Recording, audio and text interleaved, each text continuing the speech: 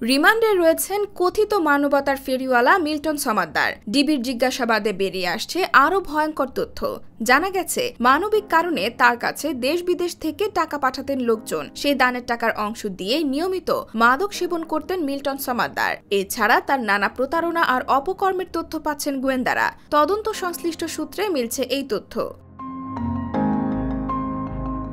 গত 25 এপ্রিল কালবেলার মানবিক মুখোশের আড়ালে ভয়ঙ্কর মিল্টন সমাদ্দার এবং জীবনের ধাপে ধাপে প্রতারণা শিরোনামে দুটি সংবাদ প্রকাশিত হয়। এরপরই মানবিকতার আড়ালে ভয়ঙ্কর মুখোশ পরা মিল্টন সমাদ্দারের আসল চেহারা বেরিয়ে আসে। একের পর এক ভয়ঙ্কর প্রতারণা আর অপকর্মের তথ্য পাওয়ার পর গত বুধবার রাতে ঢাকা মহানগর পুলিশের গোয়েন্দা বিভাগ ডিবি তাকে গ্রেফতার করে 3 দিনের হেফাজতে নেয়। রিমান্ডে মিল্টন সমাদ্দারের কাছ থেকে পাওয়া তথ্যে চমকে যাচ্ছেন গোয়েন্দারাও।